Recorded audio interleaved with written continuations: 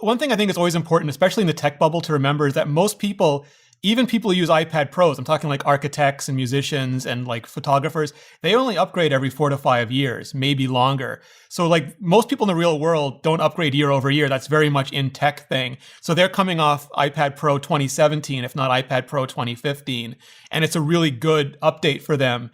And some people are like, well, don't keep making them. And I'm like, no, it's like a bakery. If I shop on Monday and Andrew shops on Tuesday, he deserves the fresh bread. He doesn't deserve stale bread because he's shopping after I do. And there are people who are buying an iPad Pro this year, and if they got last year's, that's like a 2-generational processor. It won't get updates anywhere nearly as long. And I think it's incumbent on Apple to keep these products fresh so that whenever you choose to buy, whenever it's your cycle, you get the latest thing so that you can have the best experience for the longest time possible. Welcome to Geared Up. I'm Andrew Edwards. I am John Rettinger. It's good to be back. Yes, it is. Geared Up is your weekly look at the world of tech and gadgets. And John, we had Rene Ritchie on a recent episode. I was going to phrase it as we had a secret podcast. We had an exclusive podcast, sort of like what Wu-Tang Clan had done with some of the recent albums that only 3 people ever got to hear. That is true. That is true. And Rene had some technical difficulties. And so I didn't want to deprive our audience of the knowledge bombs that this man was dropping on you and I. That's true. But you're missing the big question, Andrew, is do we give him the same quality introduction that we gave him the one that nobody heard? The raving about the amazingness of Mr. Rene Ritchie. What I'm going to do instead is shout out the editors of this very podcast, because I said, hey, listen, we had 3 audio files. One of them didn't work. Which happens. Oh, for sure. Yeah, we're just playing around with Rene. Technical difficulties happen with technology all the time. In fact, we were having several of them just a few minutes ago trying to get this podcast started. But we were able to take a conversation between 3 people and turn it into a conversation between John and I to where it made total sense. I did not do that. John did not do that.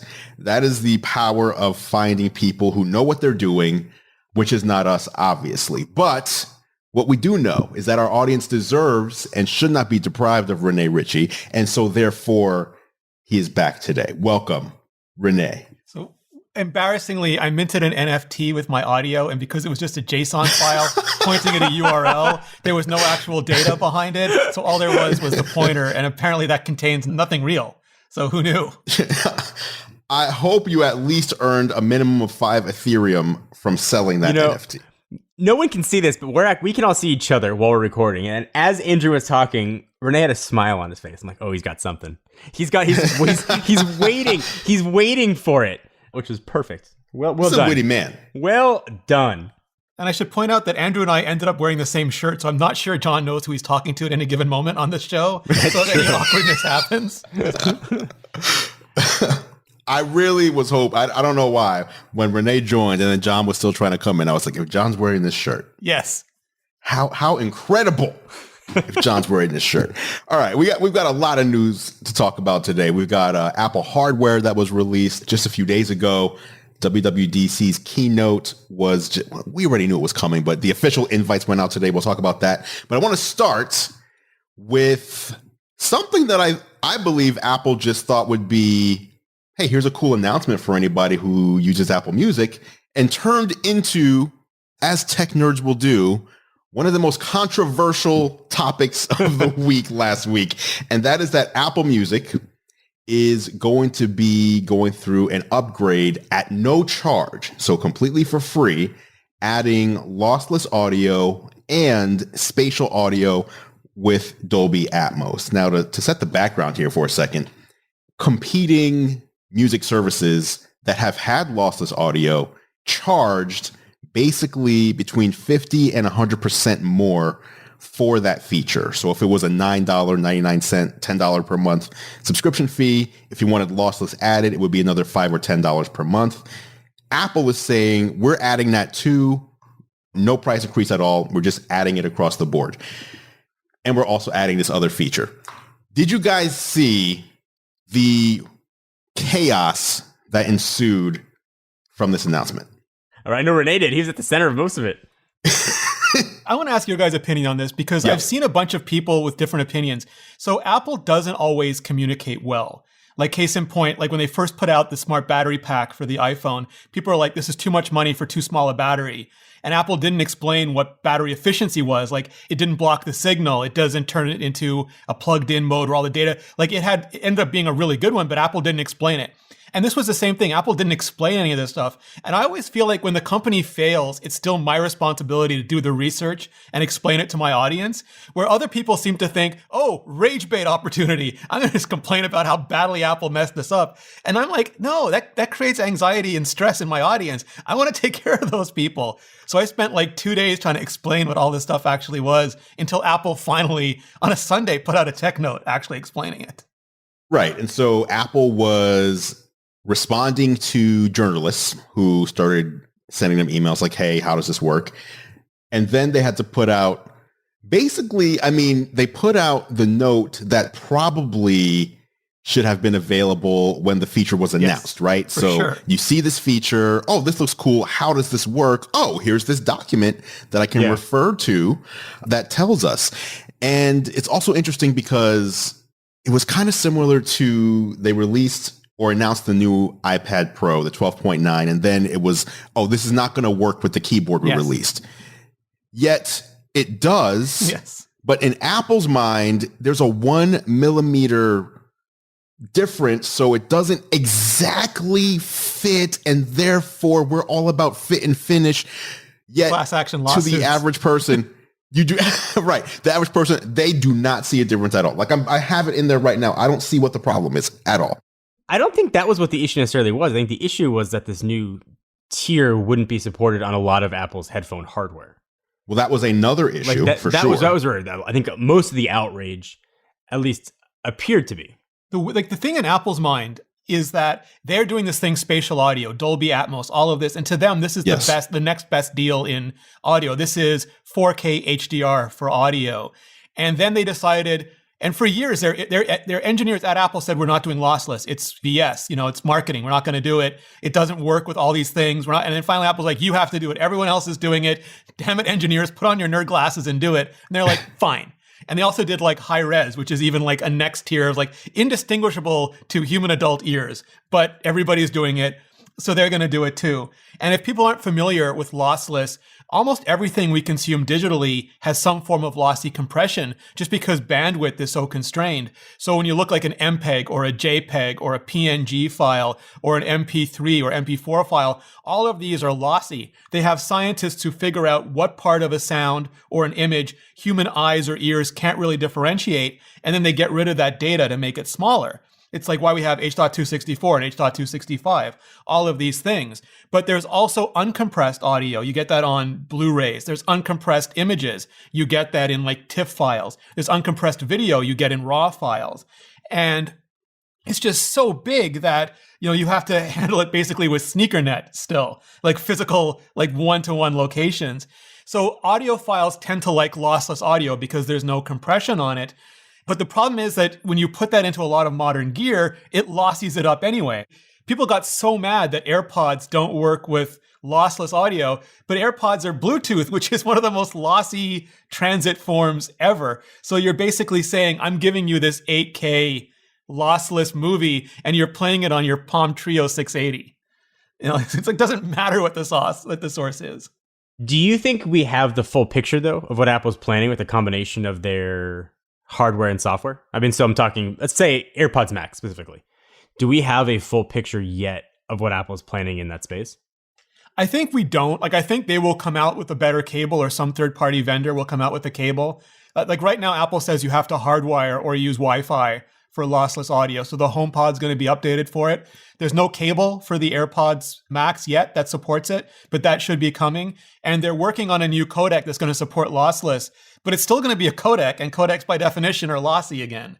So we're going to be like, as long as it's going over Bluetooth, it's going to be maybe better, but I don't know how many humans will tell. I like to throw out the curveballs here, the wild predictions, but are we like maybe at the dawn of AirPlay 3? So my question is always like, what would it offer? Like AirPlay is already peer-to-peer Wi-Fi, and that works fine for a HomePod because it's plugged in, or for a Mac because it's plugged in. But you're still going over Bluetooth to your AirPods, and they're still not plugged in. There's no Wi-Fi radio, and there's no ability with like things like AirPods. You want to race to sleep. You want to do as much as you can, and then shut down as much as you can to conserve battery life. So like AirPlay 3, maybe it's AirPlay over Bluetooth, but then you're still constrained by Bluetooth. I'm not an audiophile by any stretch of the imagination, but is there another technology that can be leveraged? It wouldn't make sense that Apple would release this and not have it work with their current hardware. And I believe the wording that they said was as of now, or it was does not currently work with. Yeah, so I mean, it wasn't a definitive. The purpose of AirPods is like, because they know that all this Bluetooth audio is crap, they wanted to use computational audio to make Bluetooth sound as good as anything else, sort of like computational photography. So like the whole reason you buy AirPods is because you want your streaming audio to sound the best it could possibly be without the need for lossless. So it's almost like lossless is counter to the whole reason that these products exist. I'm sure like some people would even argue whether you'll hear it or not. And these aren't new battles. These are vicious audiophile battles for years. It's like they'll insist that vacuum tubes and vinyl sound better than any of this, and they will fight you to the death over it. So like you're not dealing with pure science. It's a lot of it is like human emotional feelings. Now, what if Apple did this in reverse? What if Apple had lossless audio 5 years ago and then released Bluetooth headphones? Would there still be this uproar? Because I mean, the problem is nobody's lossless audio works with anyone's Bluetooth headphones. Like it's a Bluetooth thing. It's not an Apple thing. It's not a Spotify thing. It's not a Tidal thing.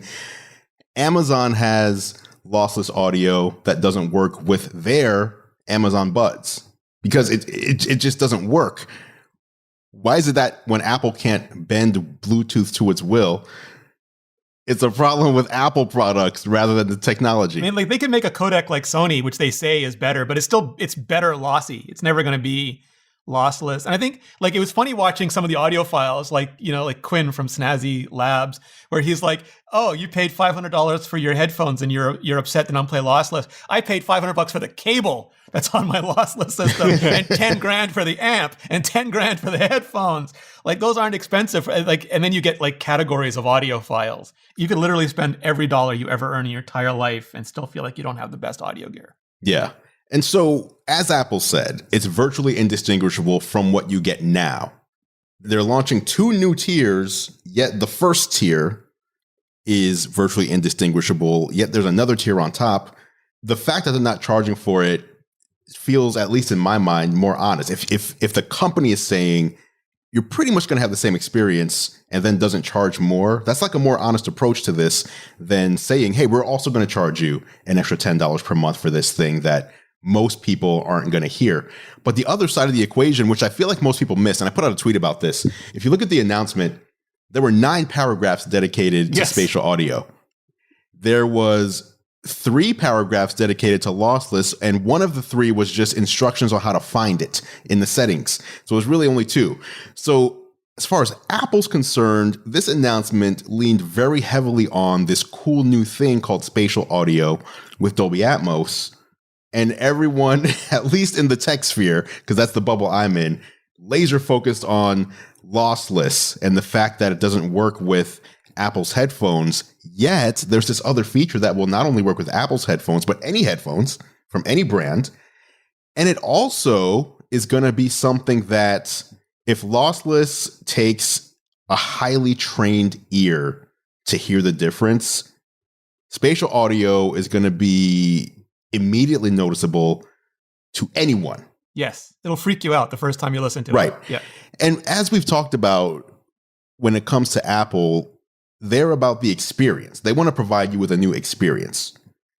And that is what the spatial audio feature will do.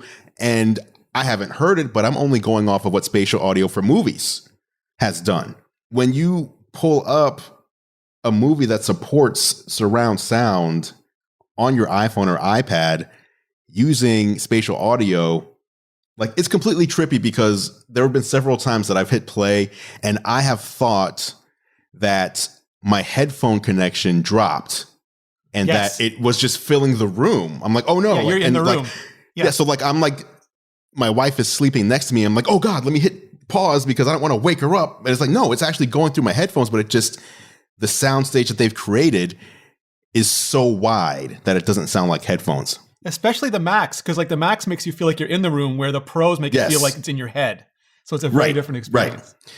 So if they're going to do that for music, that is the more exciting feature here. Why are people so concerned about lossless? Yeah, can you imagine John Williams like in spatial audio, or like the Avengers Endgame soundtrack in spatial audio? Right.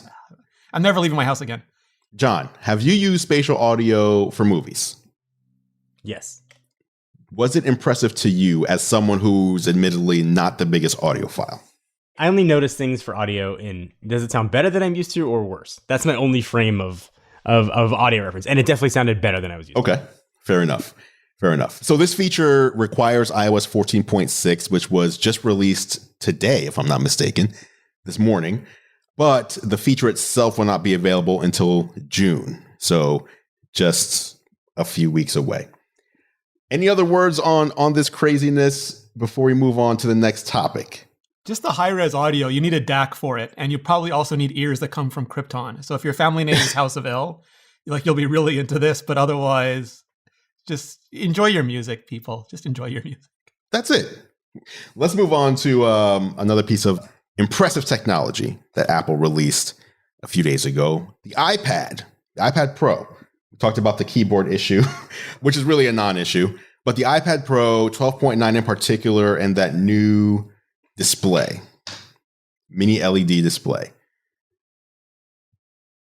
Correct me if I'm wrong. Like in my tests, it only is really noticeable when you're in an HDR application or workflow, right? Yeah. Okay. When you go into, let's say, an HDR movie and you're playing it, it is so immediately apparent. But if you want to be even more shocked by the difference in the quality of the HDR versus the standard def on the same iPad, swipe up and go into picture-in-picture.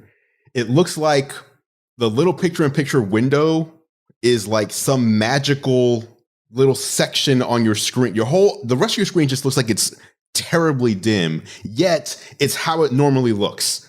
It's so amazing what they were able to do in the size of the 12.9 inch iPad. I don't know if I buy their explanation as to why it's not in the 11 inch, which their explanation was, well, our 11 inch customers just like portability, and it would have weighed a little more, it might have been a little thicker, versus are you able to squeeze it down even more into an 11 inch form factor, because 13 inches is pretty damn impressive.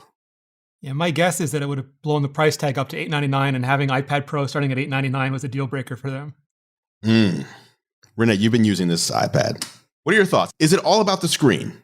Two things. So to me, it's all about M1, and M1 enables almost everything else that it's about, because M1's also doing all the display controllers, like controlling all the different mini LEDs, so it can do that. I don't want to call it a trick, but it's like you have OLED, and OLED is really great on phone-size screens, really great on televisions, but phones and televisions use completely different technologies to make OLED great, because OLED by itself is trash. Like, you've got to mitigate so many things about OLED.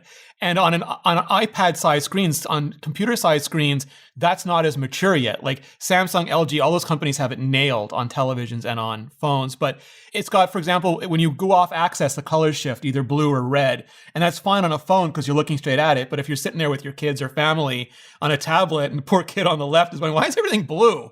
Like, it's not as good. And also it has issues with contiguous brightness. So like it can fire bright, but it can't make all the pixels bright. So some people will comment that like if there's a lot of white, like I was watching Bad Batch, the first episode, and it takes place in the snow. And on OLED, you can see like a modeling on that snow that's not texture. That's OLED trying to maintain peak brightness continuously across a panel. And mini LED can do that. Like, it's not quite as good a contrast ratio. It can't do quite as inky, deep, dark blacks as OLED, but it can do good enough without any of the problems. Like, the blue pixels don't burn out faster than every other, subpixel. I'd never seen mini LED before. I'd heard about it. I knew about it, like, intellectually, but I was really impressed. Like you say, it's normal all the time. When you go into HDR, that peak brightness, like, you just get all the nits. And then it's one of the best, especially with the AirPods Max, it's one of the best movie experiences I've ever had. John, have you played with this yet?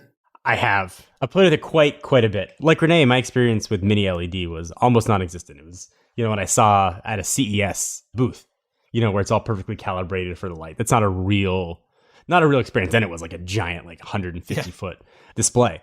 So I use my 12.9 inch iPad daily.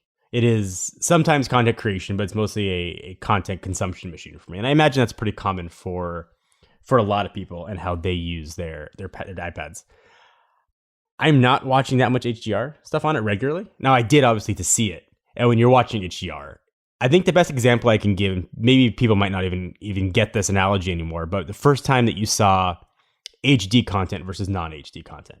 And for me, it was watching sports and being able to see the grass on a field. Like that was a seminal moment that I remember. The change here seemed that drastically different.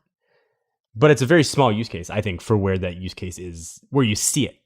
The technology is amazing. I mean, the fact that like mini LED is on an iPad and like I could use this to calibrate our monitors at the office is unbelievable. Or as a calibration monitor is awesome. I still have a hard time seeing the use case for a lot of people, especially considering even the 2018 iPad Pro is still so amazing. I mean, it's such an incredible machine. And then you throw in, okay, well, they also released one last year that was like slightly faster. It's hard, at least for me, it's hard to justify why somebody should buy this unless they're like, I travel all the time. I'm always watching movies. Like, then I get it.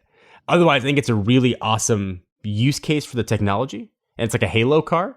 Like, hey, come to our dealership, look at our NSX, but walk out with like an NDX. Look at our Corvette, but like leave with our Terrain. I think there's a lot of Apple flexing what's coming. And I think that's really exciting about the technology. I want this on a MacBook so badly. Oh my goodness. That's a good point, though.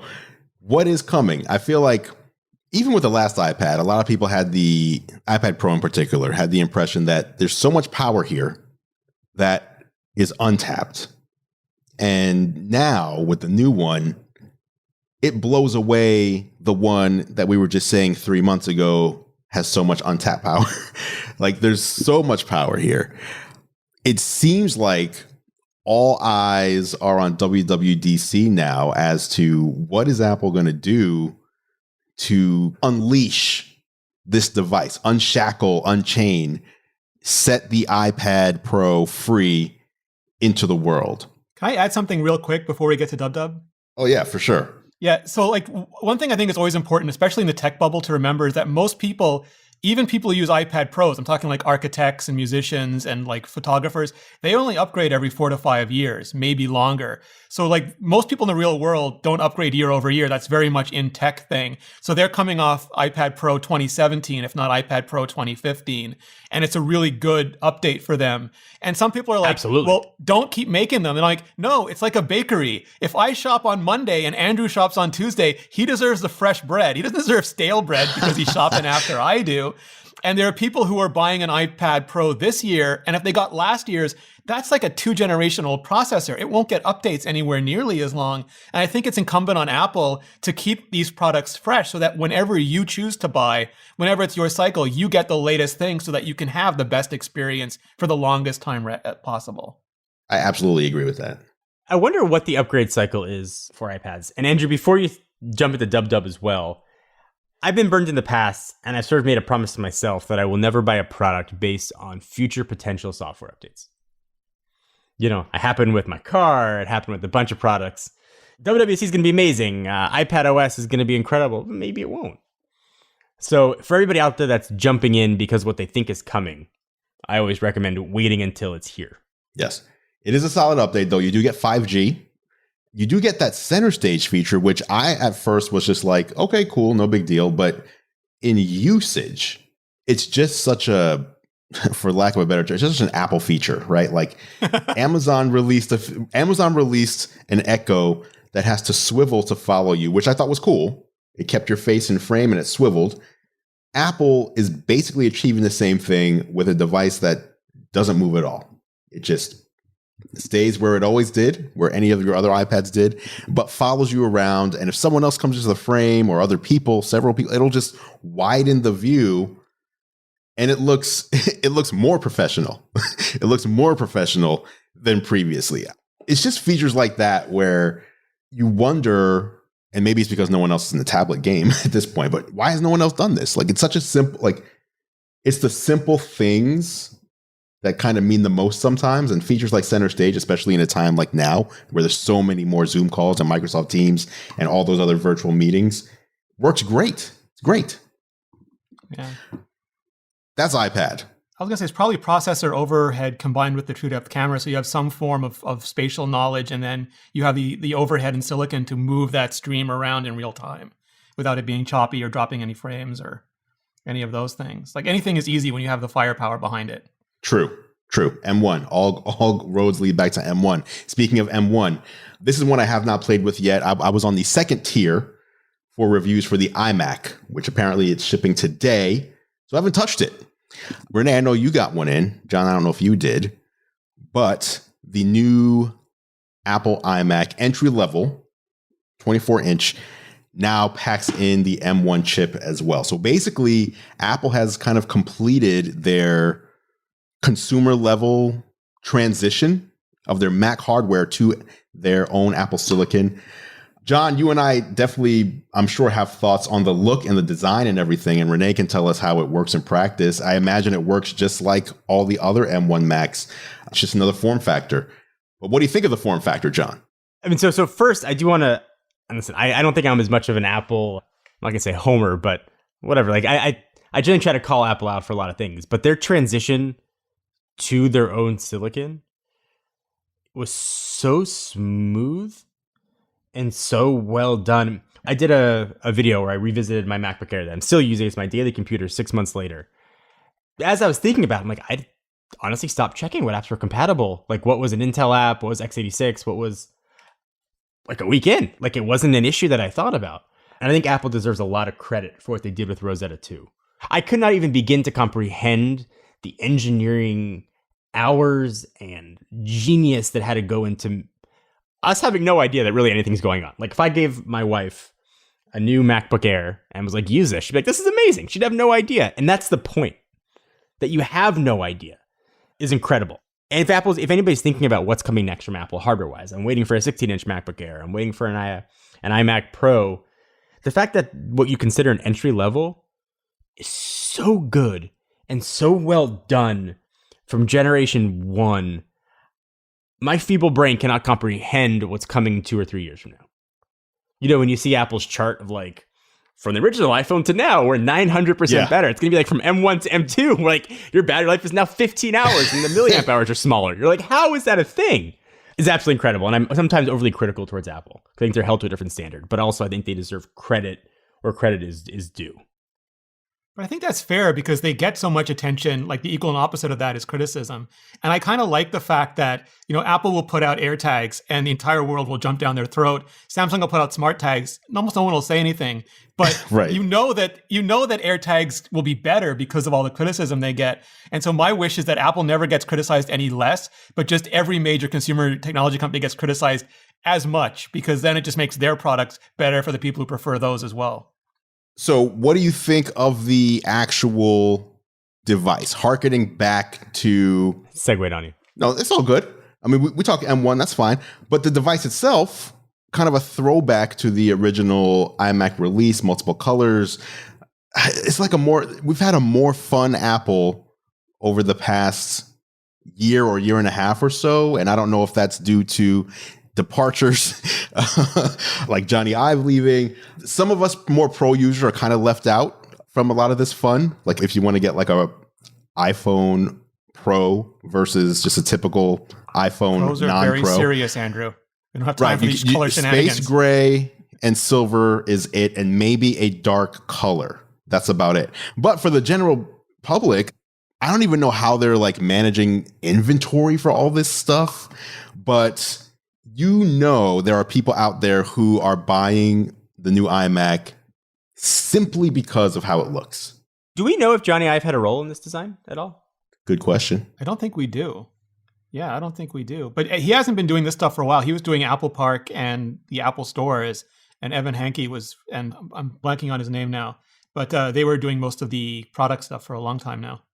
From a design standpoint, I had to come to grips with my own hypocrisy. which is tough, right? Like the iMac design had essentially stayed stagnant more or less for 10 years, right? Yes, for sure. It's aluminum, big chin, giant Apple logo. Apple released the new design. We saw it. My first instinct was, well, where's the Apple logo?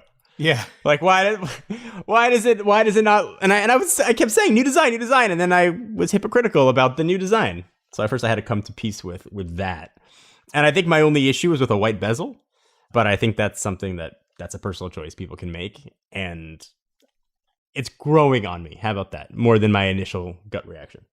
Yeah, I hated it at first. I was just, why? Like, why would you do this to me? And where's the matte black model? Why is there a silver model and not a matte black model? Why do you hate Marquez Brownlee so deeply and so much? But, I always try to listen to what Apple says, and then I want to compare what they say to what I think the reality is. And their thing was, this is meant to go into the front of house at retailers. It's meant to be in your living room, in your kitchen, and most people don't have very dark colored walls. So I keep using this term. It's like a mullet. It's like this big, bright, colorful party in the back, and then like this more straight-laced business in the front. And they made it much calmer. And if you have like white to gray to beige walls, the bezels kind of disappear. And you're left with just the display, just the content. And I saw some people went through all of Apple's pictures and painted the bezels black. And it really does stand out now. Like all of a sudden now you have this big dark frame around everything. And so intellectually, I still hate it, but I'm like begrudgingly admitting that it looks fine in real life. Rene, so I see you have one like right next to you. Yes. When Apple did the keynote, they called it a light gray border. Does it just look white to you, or does it actually look gray? It's off-white. Like if I have nothing else around it, I can tell, like it will look white to me, but it's off-white enough that it doesn't, like, those jokes about everyone should just paint their walls interface gray because then like they disappear. We never even notice we have wall. It's sort of like it's off. Pure white would have stood out more, I think. It's just off-white enough that it's sort of like you don't notice it. It's not bright in your face anymore. It's a piece of furniture. It looks like as much a piece of furniture as a technology tool. But it's this whole trick they're pulling. Like M1 is different things in different computers. Like in the MacBook Air and the MacBook Pro, because it's so efficient, you get all of this battery life. The iMac is plugged in, so it doesn't matter about the battery life. But because it's so efficient, they can put it in like this two-dimensional container. And so it becomes like not translucent like the original iMac was, but almost translucent because when you turn it and because it's got the off-white borders, it really kind of disappears. Like it just goes where you put it. And that's a really weird, I'm going to be polite about it, mind trick. As opposed to So for those, there were some people wondering like, why is the iMac smaller now? Why?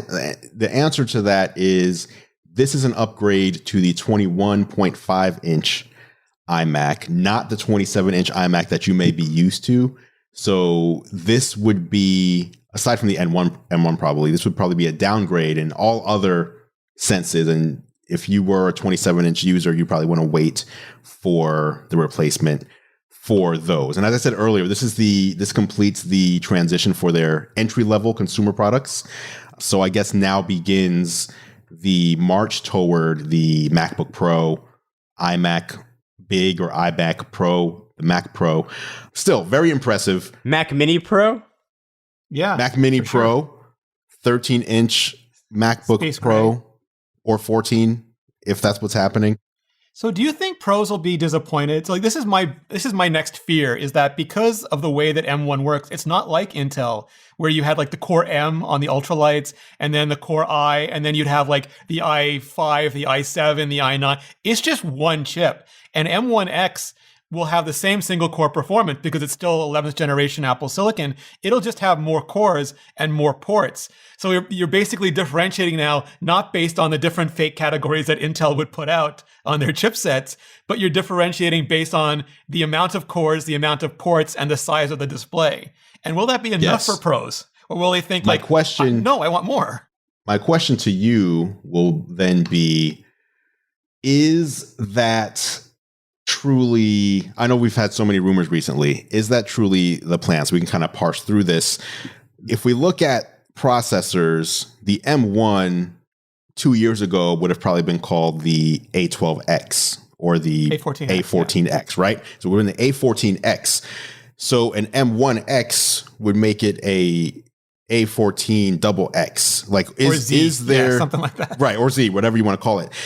is your expectation based on rumors that the Pro machines will stay on the A14 generation, or that since the A15 will likely be coming in September, that we may see these machines in October again and we'll get the next generation of the M series processor? Or because there are the rumors that we have Pro machines coming and we have the new MacBook Airs coming, that they're going to complete the transition with the Pro machines on the current gen and then start new again on the consumer end of things.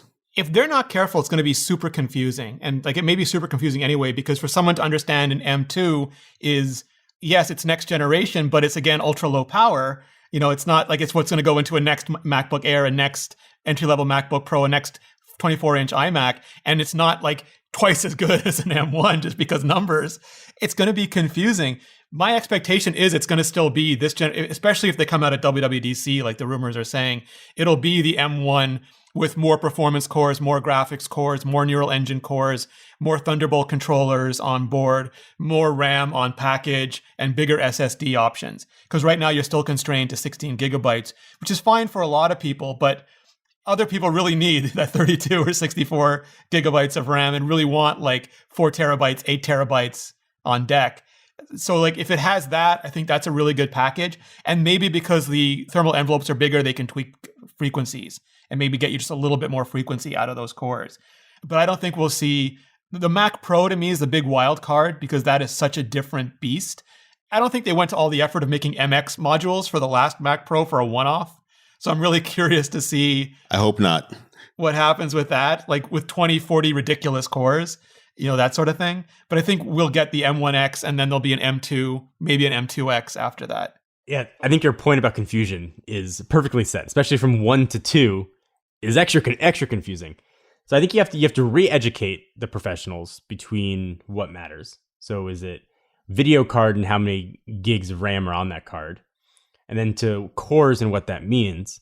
But to Apple's strength, the strength has always been user experience, whether that user is a consumer, a prosumer, or a professional. And if M1 is any indication of future user experience, I think all professionals are going to need is get these devices in their hands. I mean, if you live in Photoshop, you live in Final Cut especially, or any Apple first-party software, I wouldn't even wait. It's a life without beach balls, John. It's magic. Yeah. I mean, it's incredible. And then you're dealing with a computer that maybe is plugged in, like you said, like a new version of the iMac, and then it's game over.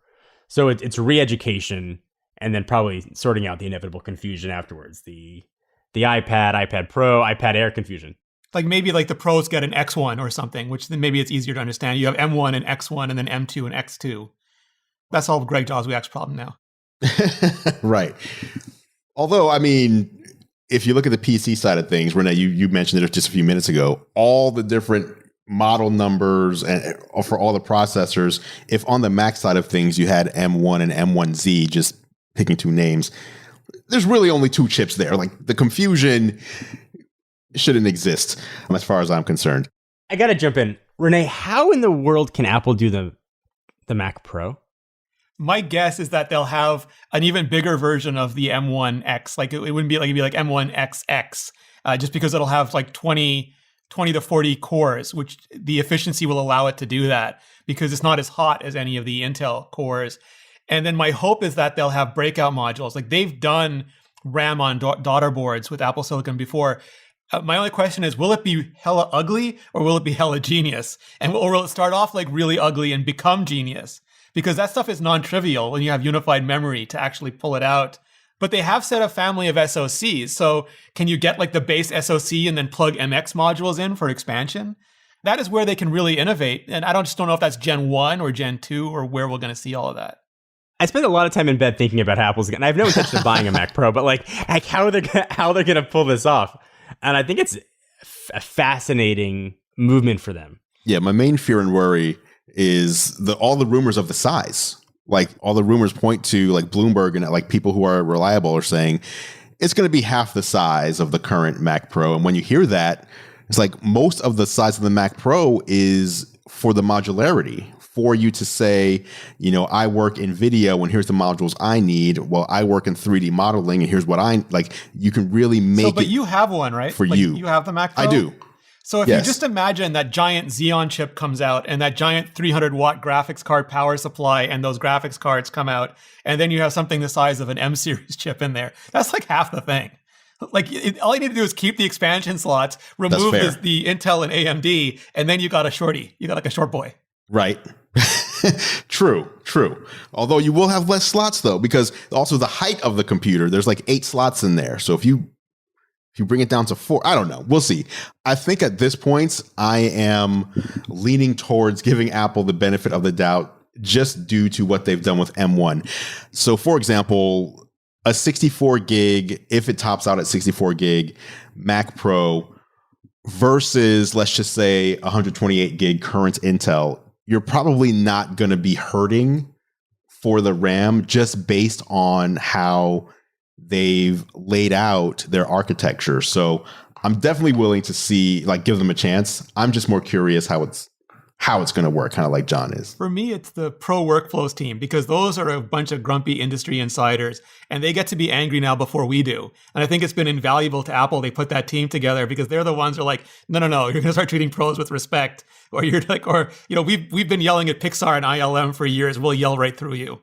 Do you know if they still have that program where they had pros kind of working side by side with Apple's pro team to kind of monitor their needs? Are they still doing that? Yeah, so that team reports to John Turnus, and it's got famous people. Like you would recognize the names of the people that left their jobs to go work at Apple to do this kind of stuff. And they are all like Pixar and ILM and famous directors and audio engineers. And the thing I love most about them is they don't just yell about Apple stuff. They're like, why is there a bottleneck in Adobe Premiere? Adobe, this is a Pro Workflow team. If you just inverted this, Premiere would be so much faster to render. So how do we get this done? And it's their job to make every single Pro Workflow work better on Apple hardware. And even they'll go yell at the iPhone, why isn't this working better? So I can just pull this HDR off, do this kind of stuff. And yeah, bless those people. They're fighting our battles. Nice. Last product that was released, Apple TV. New Apple TV, the one that I think is I like it, but it also just feels like the most confusing one. Almost similar to the iPad, although the iPad has way more very obvious differences, where it's there's so much power here, but why? It's the 60 frames per second. The 12X it could barely handle 30 frames per second with compositing. It would start choking if you composited too complex. And so now you can do double the frame rate on HDR. And they didn't even need the X. They didn't even need an A12X in it. The A12 was fine for that. That's all they really wanted. Right. There's just throw the M1 in there. But we do have the remote. We do have the remote. And John, I know, was very excited because he hated his remote so much. In fact, he texted me, "How's the remote?" John, did you get one? I was waiting for your launch day remote video. I made a whole video years ago about the worst Apple product ever made, being the Siri remote, and then glass cracks, expensive. It was a horrible disaster. New remote's great. Love the new remote. I have issues. I have a Sony TV. It's about 4 years old, and there's an issue with Sony TVs not being able to control power with the Siri remote. It's a well-known issue. They pushed a firmware update a few months ago and haven't fixed it. So that's infuriating.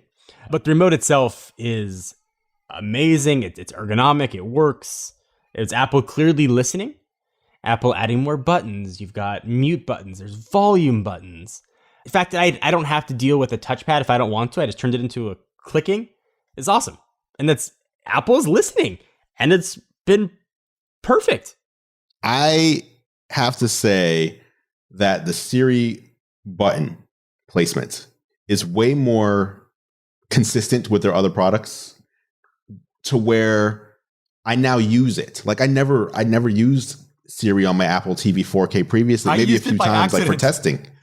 I pressed it when I was trying to hit another button, the play pause button. And then I'm like, why? What's happening to me? Why do you hate me? I use Siri more in the past 2 weeks than I have in the past 3 years for Apple TV in particular. And it's actually good. I know it's so popular to hate on Siri because of how the launch was and a few years after, but I feel like Siri has really started to come into its own.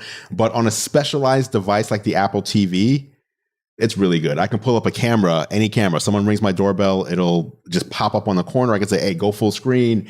All right, start the latest episode of last week tonight. I don't have to wait. I don't have to click. It just does stuff. So it's a great product at a, in my opinion, confusing price point. Apple just sees it as this is a premium box and you're going to pay premium prices for the premium box. Hard to argue that it's not probably the strongest set-top box out there. Apple TV app on your Samsung TV and like exactly. But yeah, it's all about the remote for me. Last topic though, WWDC 2021. We know it's coming in just over 2 weeks. I feel like this is going to be big. It's glow time. And here's why. Let me tell you why. You guys saw the Apple Watch accessibility video last week, right? Yeah. The fact that was released 3 weeks before WWDC, it tells me, especially when you look at the quality of the video, it looked like something that could be showcased during a keynote. They need to cut for time because there's a lot happening. Yeah, they Yoda'd it from the keynote and stuck it up a week early. Like the audio features could have been in the keynote too. They could have saved all that stuff from the keynote. So big things coming. What are you guys expecting though? I mean, obviously we're going to see new software for the Mac, for the iPad, for the iPhone, and for Apple TV. But those are the obvious things because we get that every year. Any specific expectations or predictions? MacBook Pro. That's what I'm waiting for. I just need those in my life. Is that a hope or do you actually expect to see it? I expect to see it. My biggest source of stress right now is that there are rumors that the mini LED hasn't worked out yet and they're going to push that to next year. And like, I just want it now. Like, I don't want to have to like say, oh, am I going to buy it this year? Or am I going to wait till next? Because I usually keep my MacBooks for like 3-4 years. So like, and I've been waiting. I was not going to buy like the latest Intel ones. I was going to wait. And then I was going to buy the M1X one because and now I'm going to have to really think about it. So I think we're going to get never for sure, but I have high expectations. We'll get the MacBook Pros at least at dub. Okay. MacBook Pro and just the Pro, like just or are you saying like 14 and 16? Yeah, like 14 and 16. I think the iMac Pro is like a wild card because there was a rumor, I forget, Prosser, I think, said that it took so much time and energy to get this iMac out that they're not ready with the bigger one yet. So just the MacBook Pros. I mean, that's totally selfish because I want it, but I want it.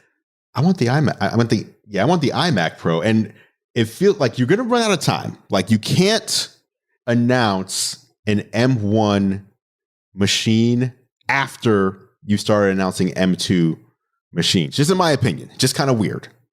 You got to get all the M1 stuff out first, then move to the M2 MacBook Air later this year. Or the M1X, whatever comes. There has to be differentiation between them. And sort of like you and Rene said at the beginning of this whole conversation, the Apple's consumer transition is done, right? Yes. Every consumer machine's been addressed. At some point, there has to be a difference for the Pro side. Like there's got to be, what have you done for me? And I don't think it's an M2 thing right now. That's just from a mental standpoint, makes the M1 seem so anemic, which it's not. But I'm with Rene. I am, Prosser saying to expect new hardware. I expect new hardware every year at WWDC, and every year I'm disappointed. So I'm gonna stand outside with my umbrella saying it's gonna rain, and one day I'm gonna be right. And I think that this year is a day that it's gonna rain when we actually do get hardware at WWDC. And I think it is going to be the 14 and the 16 MacBook Pros. Last year we got the Mac Pro. 2017 we got MacBook Pros, iMacs, iMac Pros, iPad Pro, the stupid HomePod. I'm not saying stupid HomePod, but there was just so much hardware at WWDC, and it was like a 3-hour event. And that's Andrew and I are all of us are going to be crying because of so many embargoes. But I still think that sometimes Tim Cook just says clear my skies, and all the jets fly off. Yes. So, John, I wanted just to clarify what I meant. John Prosser also, obviously rumor and innuendo, that new MacBook Airs in multiple colors that are similar to the iMac's colors, redesigned MacBook Air, would be coming later this year with M2, which would be like the A15 in the iPhone. So I'm thinking if these are coming, let's say in October or November, you wouldn't want to then announce an M1X iMac after you've announced M2 products. So I feel like just call it X1. I figure that solves it for them. Yeah. True. So the process, what John was saying in his leaks that he had with the new MacBook Air, how could they release something that potentially looks like that and not call it the MacBook? I just look at that and I'm like, that's a MacBook. I agree with that, actually. I wasn't sure they'd keep the iMac name because they've moved so much off of iThings. Because like these are iBooks. These are essentially iBooks. Like it's the next generation iBook. Right. It's like the last 10 years didn't exist and they're rebooting the whole iBook line. True. Have they, since Tim Cook took over, has there been any new product line that was I? I don't think so. Because the Apple Watch. Yeah. AirPod, Apple Watch. Yeah. It's over. So it's just legacy at this point. Yeah. There was that rumor that the iPhone name was going away. Remember that I think last year? there's so much marketing equity in those names, they can't mess with them. No, for sure. You don't just throw away the name iPhone and switch to Apple phone. No. Cisco will take it back so fast. All right. That's our show. Woo! That's everything. Hardware, That's a juicy one. WWDC, and of course, Apple Music. Calm down about Apple Music. It's going to be good. Spatial audio is going to be the differentiating feature. Don't worry about lossless. Unless you're 7 years old and have great headphones and a DAC, you probably won't be able to discern it all that well. Like Tony Stark said in Iron Man 3, relax about the bunny. There you go. Renee, thank you so much for joining us again. Thank you. So shortly after the last time. We appreciate your time as always, sir. No, I love you people. I'll be here whenever. Anytime I can. It's a pleasure for me. Thank you. Thanks for joining us. No, actually, I always enjoyed talking. I always enjoy talking to Rene. I watch Rene's videos all the time, and likewise. speaking to him Daily. like in this frame is just like I feel like I'm interacting with a video. Like it's nice. Like I get to pause the video and ask the questions. Apple Circle is it's like a masterclass at this point. Just crushing it so far beyond recognition. It's amazing. Thank you. It's been a lot of fun to work on like a new channel and be just behind the scenes on it. It's been very fulfilling, and Robert's just been absolutely crushing it. So good. Robert's doing his thing, even on his own channel. Robert was a good find for you. Great guy. And the reason why we feel like we're getting the masterclass from Rene is because, as you can see, John and I are just on crappy webcams. And then Rene is in his set. I have one camera. It's laziness. It's just if I have one thing set up. Yeah, it's not just the camera though. You make sure to turn the lights on behind you. Yeah. You make sure you're looking good, even though no one ever sees this except for John and I. It's all HomeKit. It's those I just say attention to turn details. on. I say turn on, and the whole thing lights up. It's turn so on lazy. studio. It's so great. Yeah. All right. Thanks, guys. Thank you. We'll see you next week. Thank you, guys. And that is it for this edition of Geared Up. Thank you so much for listening. Of course, you can catch John and I on YouTube. I'm at youtube.com/gearlive, and John is at youtube.com/John4Lakers. Feel free to head over and subscribe to our channels to stay up to date on all the latest tech. Speaking of subscribing, you can subscribe to Geared Up in your favorite podcast app if you haven't done so already. Just search Geared Up, that's 2 words, not one, in Apple Podcasts, Spotify, Pocket Casts, Overcast, or really wherever you choose to listen. If you like what we do, please consider leaving us a rating and review. It really helps other people find the show. Geared Up is a Gear Live podcast, and you can see more from us at gearlive.com. Thank you so much for listening. For John Rettinger, I'm Andrew Edwards, and we'll catch you in the next episode.